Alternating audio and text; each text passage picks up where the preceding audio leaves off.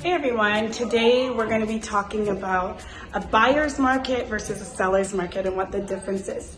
Stay tuned. Anastasia, what are we doing today? Hey, we're going to be shooting some videos to help our clients or potential clients or people that are looking to get into real estate learn some stuff. Cool, let's go. Hello everyone, I'm Rosa Olanese. Hello, I am Anastasia Aurora, and we are with ACE Partners at Macdonald Realty Brokerage. Welcome to our talk today. So today's topic is the buyer's market versus seller's market. What's the difference? What's the difference? I don't know. Everyone wants to know, and we're here to tell you. All right, stay tuned.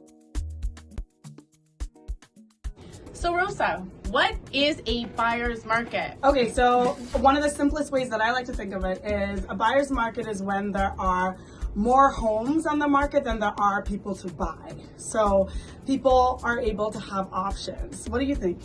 Yeah, that's exactly it. It is simple supply and demand. If there are more homes, the home value ends up being less. That's exactly it. And I think what ends up happening is people are able to shop around and take their time and even bargain, okay? We're seeing this a lot right now, actually, Rosa. Right now, our buyers are able to shop, which is great. We like this. We like this. So I have some buyers. We did a home buyer tour, which in a seller's market, there's not enough inventory to be able to do that. And we actually were able to look at properties multiple times.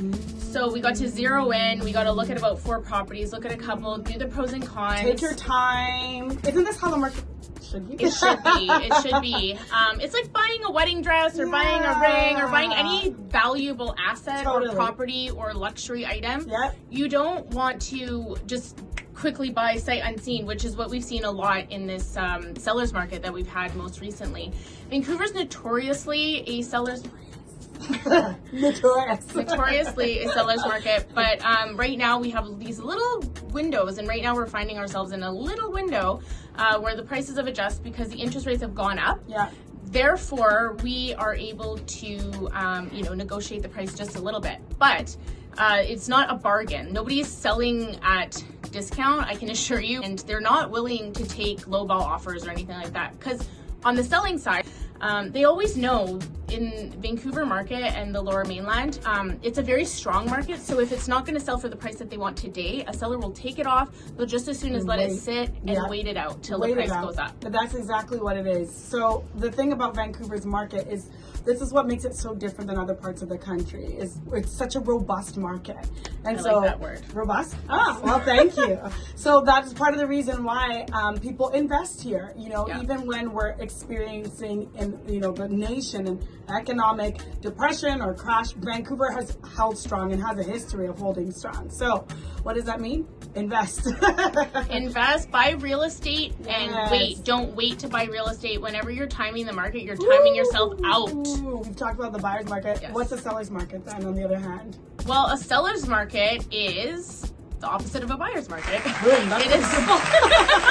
It essentially means that there are less sellers and there are more buyers. So there's a surplus of people circulating and looking to secure properties, and there is less inventory. So there's less sellers. And that's all it is. And so then that drives up price. Yes, and to be honest, this has been a problem in Vancouver, right? We don't have enough inventory for the amount of people that are moving here, right? So it's kind of a hot button political topic. But the long and short of it is that, there are a lot of people who are looking to buy, and there are very few people who are selling, their homes for the amount of people that need housing. Okay, so that's the housing. You like that? I do. Okay, that's the long and short of it. So then I guess the other question is hearing that Vancouver is oftentimes in a seller's market, people become discouraged and they feel like, oh, I can't buy, then I'll never get in. So my question is it possible to buy in a seller's market? Is it possible to buy in a seller's market? Yes, it definitely is. You need a realtor. You do. It's a good idea to have a realtor. I mean, technically you don't need a realtor, but it's like doing anything. Do you want to learn in hindsight that you could have saved money, you could have been protected. All the horror stories that I've heard about real estate, especially when buying in pre-sale, because a lot of times people go directly to the developer. Yes, don't do that. Yeah, I mean, the developers are nice. I love developers. My introduction to real estate was working as a hostess for a developer. But remember, they are there for the developer. They're not there for you, the purchaser. Right. And although they will disclose to you, they advise you to get a realtor. A lot of times people think they're going to be saving money by not having a realtor, but really it's baked into the offer. So the reality is the realtor commission is actually baked into the seller price. Now we're going to just briefly touch on what a balanced market is. So just so that we can kind of have an idea of the ratios, we are going to just touch on them. So Anastasia, talk to us about the seller's market. Like, what's the ratio there? With a seller's market, 20% or more of the active listings have sold in a month